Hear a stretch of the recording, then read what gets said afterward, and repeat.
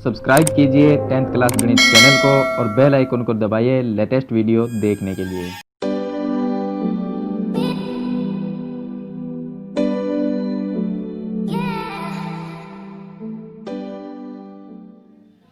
Hello students, आज इस video में हम प्रश्नावली 16.1 है उसके उदाहरण है वो इस वीडियो में हम सरल करेंगे। तो इस प्रश्नावली का नाम है पृष्ठीय क्षेत्रफल एवं आयतन। तो हमें सबसे पहले यहाँ पर उदाहरण नंबर 1 में दिया गया है लंबाई, चौड़ाई, ऊंचाई दी गई है, बाहरी पृष्ठीय क्षेत्रफल ज्ञात करना है। तो उदाहरण नंबर 1 में हमें दिया गया है कि एक बंद लकड़ी के बक्से की जो लंबाई है वो दी गई है, यहाँ पर 90 सेमी, चौड़ाई, ऊंचाई दी गई है। इसमें हमें बक्से का बाहरी पृष्ठीय क्षेत्रफल है वो हमें ज्ञात करना है। अब देखिए, बक्से की बात करें तो बक्सा जो होता है वो एक घनाभ के जैसा होता है, क्योंकि इसमें लंबाई, चौड़ाई, ऊंचाई है वो तीनों ही अलग अलग दी हुई होती है। यानी कि जिसमें लंबाई, चौड़ाई, ऊंचाई होती है वो एक घनाभ हो गया। तो घनाभ में हम इसका बाहरी पृष्ठीय क्षेत्रफल ज्ञात करेंगे, यानी कि पूरा बाहरी जो पृष्ठीय क्षेत्रफल होता है उसको क्षेत्रफल हम ज्ञात करेंगे इसमें। तो हमें लंबाई, चौड़ाई, ऊंचाई दी गई है। तो इसका हम यहाँ पर लिखेंगे कि बक्से का बाहरी पृष्ठीय क्षेत्रफल। बाहरी पृष्ठीय क्षेत्रफल का मतलब हो गया कि संपूर्ण पृष्ठीय क्षेत्रफल। तो देखिए यहाँ पर जो संपूर्ण पृष्ठीय क्षेत्रफल होता है घनाभ का वो होता है 2 इंटू में होता है लंबाई गुणा चौड़ाई प्लस चौड़ाई गुणा ऊंचाई प्लस ऊंचाई गुणा लंबाई। ये होता है संपूर्ण पृष्ठीय क्षेत्रफल। यानी कि बक्से का बाहरी पृष्ठीय क्षेत्रफल का मतलब होगा कि घनाभ का संपूर्ण पृष्ठीय क्षेत्रफल। अब इसमें लंबाई, चौड़ाई, ऊंचाई का मान लिखेंगे। तो ये हो गया 2 की जगह 2, लंबाई है इसमें 90 गुणा चौड़ाई इसमें है 50, फिर प्लस कर देंगे, फिर चौड़ाई इसमें 50 लिखेंगे गुणा ऊंचाई की जगह लिखना है 30 प्लस ऊंचाई की जगह 30 और लंबाई की जगह 90। अब सिर्फ सिंपल सा तरीका है कि फॉर्मूला हमारे पास में है, इसमें मान रखना है और इसको सरल करना है। तो ये हो गया हमारे पास में 2, ये गुणा करेंगे तो इसको 9 पंज 4500 हो जाएंगे, प्लस ये हो जाएंगे 5 3 1500 और प्लस ये हो गया 9 3 2700।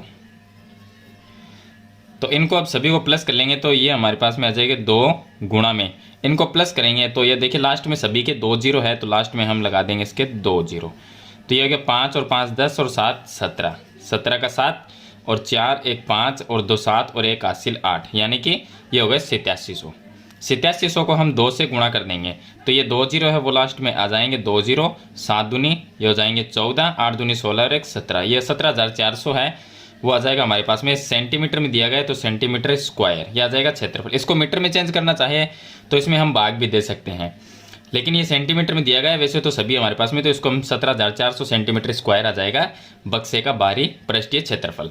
तो ये हो गया उदाहरण नंबर 1। इसके बाद में शुरू करते हैं उदाहरण नंबर 2। यहाँ पर देखिए उदाहरण नंबर 2 है, इसमें दिया गया घन का संपूर्ण पृष्ठीय क्षेत्रफल 1014 मीटर स्क्वायर है। तो घन की भुजा ज्ञात करनी है, यानी कि हमें घन जो होता है उसका संपूर्ण पृष्ठीय क्षेत्रफल दिया गया है और भुजा ज्ञात करनी है। तो घन का जो संपूर्ण पृष्ठीय क्षेत्रफल होता है उसका फॉर्मूला होता है 6 भुजा स्क्वायर। 6 भुजा स्क्वायर बराबर हम लिख सकते हैं, ये क्या फॉर्मूला जो है वो घन का संपूर्ण पृष्ठीय क्षेत्रफल का फॉर्मूला है। और ये पृष्ठीय जो क्षेत्रफल है वो हमें दिया गया है 1014, तो इसके सामने हम ये लिख देंगे तो ये आ जाएगा हमारे पास में भुजा स्क्वायर बराबर ये 6 इसके गुणा में तो भाग में आ जाएगा, तो इसके बट्टे में आ जाएगा 6 का हम भाग देंगे, 10 में दिया तो भाग जाएगा 1 बार, फिर 4 और ये 41 में जाएगा 6 बार 36, फिर उसके बाद में 5 रह जाएगा, ये 54 में जाएगा 9 बार, तो ये आ जाएंगे 169। तो ये भुजा बराबर ये भुजा स्क्वायर है तो स्क्वायर हटा देंगे तो अंडर रूट में 169 आ जाएगा और 169 का अंडर रूट जब निकालते हैं हम तो आता है 13। तो ये आ जाएगा हमारे पास में 13 मीटर, क्योंकि ये भुजा हमने ज्ञात की है। तो ये मीटर में मीटर स्क्वायर क्षेत्रफल है तो भुजा आ गई मीटर के अंदर। तो ये हो गई इसकी भुजा। सिंपल सा क्वेश्चन है, छोटा सा। अब ये देखिए एग्जाम्पल नंबर जो 3 है वो, इसमें घनाभ की लंबाई, चौड़ाई, ऊंचाई दी गई है, विकिरण की लंबाई ज्ञात करनी है। तो विकिरण की लंबाई ज्ञात करने के लिए विकिरण का जो फॉर्मूला है वो सिंपल सीधा फॉर्मूला है, अंडर रूट में आपको लंबाई का स्क्वायर लिखना है प्लस चौड़ाई का स्क्वायर लिखना है प्लस ऊंचाई का स्क्वायर लिखना है। तो फॉर्मूला आपको लिखना है, घनाभ के विकर्ण की लंबाई का ये फॉर्मूला है, इसमें लंबाई चौड़ाई ऊंचाई का मान है वो लिखना है। तो अंडर रूट में हम इसमें लिखेंगे, लंबाई की जगह लिखना है आपको, लंबाई दी गई है 12 तो 12 का स्क्वायर हो जाएगा, प्लस उसके बाद में हो जाएगा चौड़ाई में 9 का स्क्वायर और ऊंचाई है वो हो गई 8 का स्क्वायर। तो ये आ जाएगा 12 का स्क्वायर 144 प्लस 9 का स्क्वायर होता है 81 और 8 का स्क्वायर होता है 64। सभी को हम प्लस कर लेंगे तो अंडर रूट में जो संख्या आएगी वो आएगी 289 आ जाएगी। इनको सभी को प्लस करेंगे तो ये हो जाएंगे 289 और 289 का जो अंडर रूट होता है वो होता है 17। तो ये आ जाएगा हमारे पास में 17 मीटर में दिया गया है, तो 17 मीटर, यानी कि घनाभ की जो विकर्ण की लंबाई है वो होगी 17 मीटर हो जाएगी। इसके बाद में हम शुरू करेंगे उदाहरण नंबर 4। अब देखिए उदाहरण नंबर जो 4 है इसको हम सरल करेंगे। तो आप वीडियो को लाइक कर दीजिए और चैनल को सब्सक्राइब कर लीजिए ताकि इसी प्रकार की वीडियो है वो आपको आगे भी मिलती रहे। तो यहाँ पर हम दिया गया है कि एक कक्ष की लंबाई 5 मीटर, चौड़ाई 3.5 मीटर, ऊंचाई 4 मीटर है। 20 रुपये प्रति वर्ग की दर से चारों दीवारों पर सफ़ेदी कराने का। भाई सबसे पहले बात करते हैं हम कि एक कक्ष है यानी एक कमरा जिसकी लंबाई चौड़ाई ऊंचाई अगर दी गई है, इसका मतलब वो एक घनाभ है। जो हमारा चैप्टर 16 है पृष्ठीय क्षेत्रफल एवं आयतन, उसमें अगर लंबाई चौड़ाई आ जाती है यानी किसी कक्ष की बात की जाती है और लंबाई चौड़ाई ऊंचाई दी हुई होती है, इसका मतलब हम एक घनाभ की बात कर रहे हैं। और घनाभ के अंदर जो पृष्ठ होते हैं, घन और घनाभ दोनों में पृष्ठ होते हैं, 6 पृष्ठ होते हैं टोटल। तो उनमें से ये जो कक्ष है इसकी लंबाई चौड़ाई ऊंचाई हमें दी गई है, चारों दीवारों पर सफ़ेदी कराने का वेग ज्ञात करेंगे। अब देखिए जो घनाभ होता है यानी हम ये मान लेते हैं एक कमरा है और कमरे में टोटल कितने होते हैं, 4 तो हमारे पास में दीवारें होती हैं, एक छत हो जाती है और एक नीचे का जो आंगन होता है वो हो जाता है, यानी टोटल 6 पृष्ठ होते हैं। 6 में से जब हम कलर करते हैं किसी कमरे में यानी रंग करवाते हैं तो उसमें हम 4 दीवार पे कराते हैं छत को, और नीचे वाला जो आंगन है उसको हम नहीं रखेंगे क्योंकि इसमें 4 दीवारों का दिया गया है, चारों दीवारों पर सफ़ेदी कराने का वे, यानी कि 4 जो दीवार है उस पर हमें कलर करवाना है। तो उसका हम क्षेत्रफल ज्ञात करेंगे पहले, फिर उसको 20 से गुणा कर देंगे तो उसका कितने पैसे होंगे वो आ जाएंगे रुपए में। तो सबसे पहले हम यहाँ पर लिखेंगे कि चारों दीवारों का क्षेत्रफल। चारों दीवारों का जो क्षेत्रफल का फॉर्मूला है वो होता है 2 गुणा ऊंचाई, और ब्रैकेट में लिखना है आपको लंबाई प्लस चौड़ाई। यह है 4 दीवार का क्षेत्रफल का फॉर्मूला। इसमें फॉर्मूले में सिर्फ आपको मान लिखना है, तो 2 गुणा ऊंचाई कितनी है, यहाँ पर दी गई 4, तो ये आ जाएगी। लंबाई दी गई है 5 प्लस में चौड़ाई है 3.5। 4 को 2 से गुणा किया तो आ जाएंगे 8, और गुणा में 3.5 और 5 दोनों को प्लस करेंगे तो ये बन जाएंगे 8.5।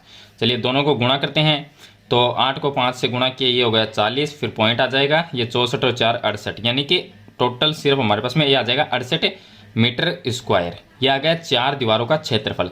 अब इसके 20 रुपये प्रति वर्ग मीटर की दर से खर्चा कितना हुआ कलर करवाने का वो हमें ज्ञात करना है। तो हम लिखेंगे खर्च, यानी या इसको ऐसे भी लिख सकते हैं, चारों दीवारों का खर्च भी लिख सकते हैं।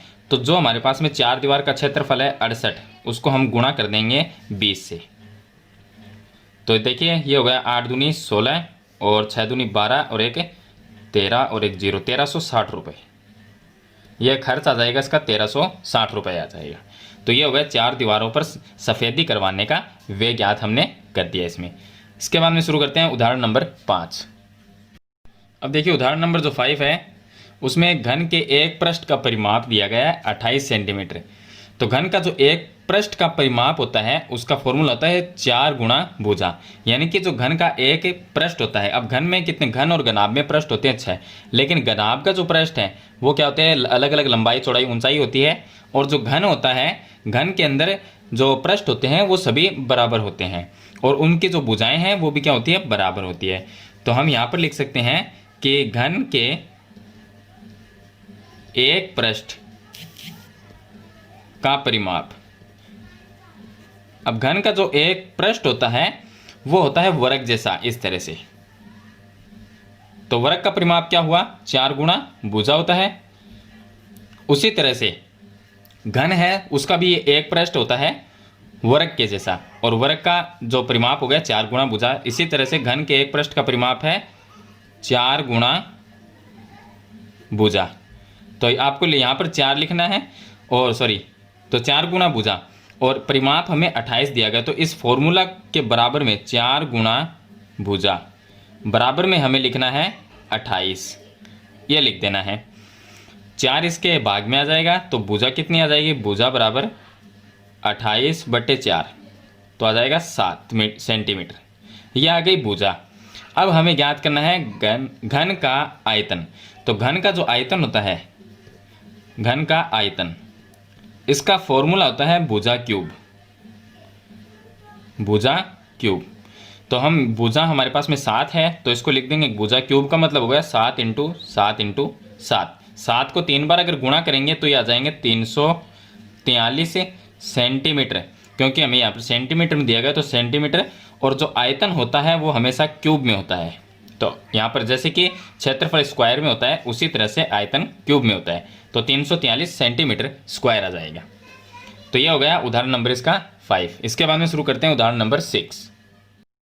अब देखिए उदाहरण नंबर जो 6 है उसमें हमें एक दिया गया कि एक समांतर षटफलक की लंबाई चौड़ाई ऊंचाई का अनुपात दिया गया है इसमें। अब समांतर षटफलक है वो क्या है, इसमें एक घनाभ है जिसकी लंबाई चौड़ाई ऊंचाई हमें ऊंचाई का अनुपात है वो हमें इसमें दिया गया है 6:5:4, और घनाभ का संपूर्ण पृष्ठीय क्षेत्रफल है 33,300 सेंटीमीटर स्क्वायर, वो हमें दिया गया है।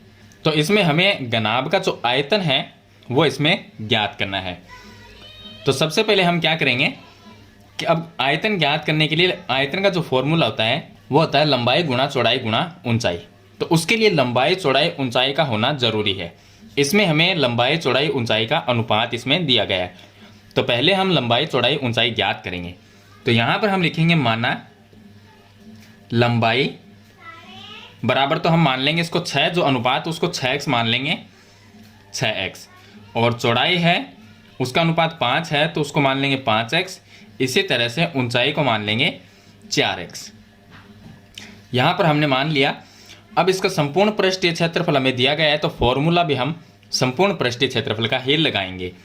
तो फॉर्मूला होता है 2 गुणा लंबाई गुणा चौड़ाई प्लस चौड़ाई गुणा ऊंचाई प्लस ऊंचाई गुणा लंबाई। तो ये हो जाएगा 2 गुणा में, अब लंबाई चौड़ाई ऊंचाई जो है वो यहाँ से लिख देंगे। तो लंबाई इसकी 6x गुणा चौड़ाई 5x प्लस चौड़ाई 5x लिखेंगे, ऊंचाई में 4x प्लस 4x गुणा 6x। अब इसको गुणा करेंगे तो ये हो गया 2, 6 को 5 से गुणा किया 30, x को x से गुणा किया x स्क्वायर।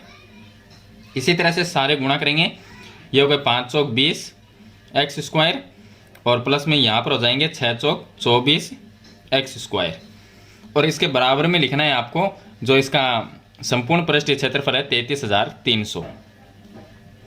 यहाँ पर भी आपको लिखना है 33,300 और यहाँ पर भी लिखना है। अब देखिए यहाँ पर ये इनको प्लस करेंगे तो 30 और 20 50 और 24 ये हो जाएंगे 74। तो 2 गुणा 74 x स्क्वायर बराबर 33,300।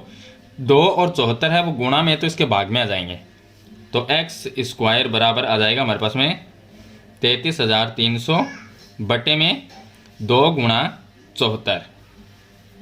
चलिए 2 का इसमें भाग देते हैं, इसमें गया 1 बार, 13 में जाएगा 6 बार, फिर उसके बाद में यहाँ पर 13 में जाएगा 6 बार, 10 में जाएगा 5 बार और 1 0। फिर इसमें हम भाग देंगे 2 का तो ये आ जाएगा 37। इसमें अगर 2 का भाग दिया जाए तो ये हमारे पास में आ जाएगा 16 में गया 8 बार और 6 में गया 3 बार और यहाँ पर रह गए 50 में गया 25 बार, 8,325। 8,325 में 37 का भाग देंगे तो हम भाग करके देख सकते हैं, या मैं आपको इसका डायरेक्ट आंसर बताऊं तो ये आ जाएगा हमारे पास में x स्क्वायर बराबर, इसमें अगर हम भाग देते हैं 37 का तो इसका आंसर आता है 225 आएगा। तो ये हमारे पास में हो गया 8,325। 37 का इसमें भाग देंगे तो इसका आंसर आएगा 225 आ जाएगा। अब यहाँ से स्क्वायर हटा देंगे, x स्क्वायर बराबर अंडर रूट 225। 225 का जो रूट होता है वो 15 आता है।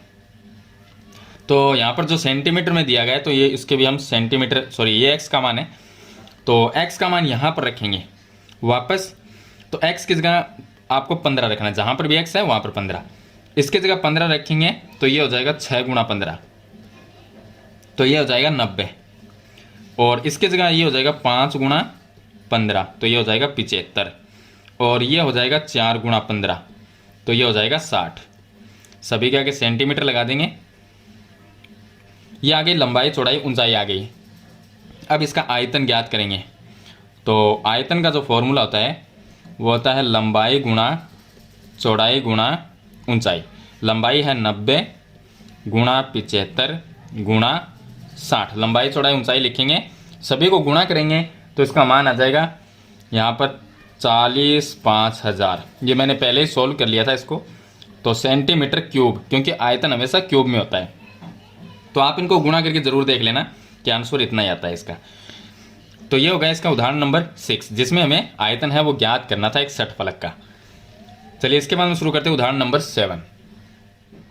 अब देखिए एग्जाम्पल नंबर जो 7 है, छोटा सा एग्जाम्पल है। इसमें एक संदूक की माप दी गई है, यानी लंबाई चौड़ाई ऊंचाई, ये 3 चीज़ दी गई है।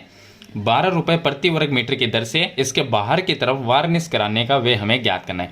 यानी जो संदूक होती है वो एक गनाब जैसी होती है, और गनाब के हमें बाहर की तरफ, यानी कि बाहर टोटल चारों तरफ गनाब के हमें इस पे वार्निश कराना है। तो यानी कि हम पहले इसका संपूर्ण पृष्ठीय क्षेत्रफल ज्ञात करेंगे, उसके बाद में 12 रुपये से इसको गुणा करेंगे।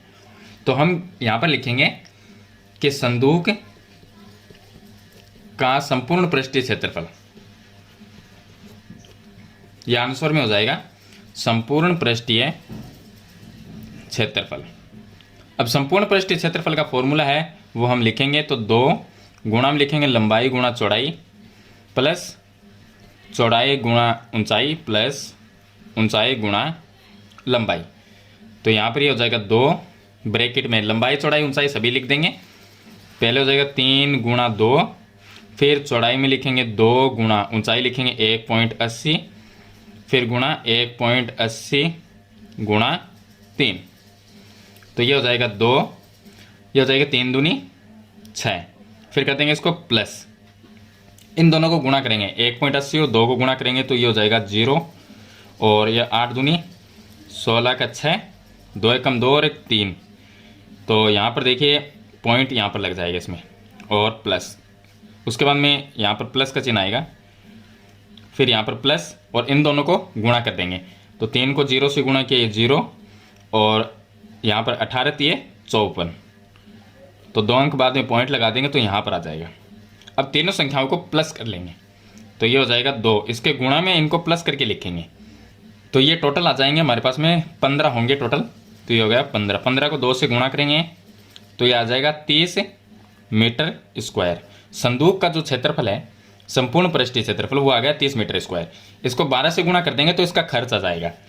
तो वार्निश कराने का खर्च, यहाँ पे लिखना वार्निश कराने का खर्च। तो इसको 30 जो क्षेत्रफल है इसको गुणा कर देंगे 12 से, क्योंकि 1 मीटर स्क्वायर का 12 रुपये, तो 12 तिये 36 और 0 यानी 360 रुपये हो जाएंगे। तो ये आ जाएगा हमारे पास में वार्निश कराने का खर्च आ जाएगा। तो ये हो गया एग्जाम्पल नंबर 7। इसके बाद में शुरू करते हैं लास्ट एग्जाम्पल है जो 16.1 एक्सरसाइज है, उससे पहले दिए गए हैं जो एग्जाम्पल नंबर 8।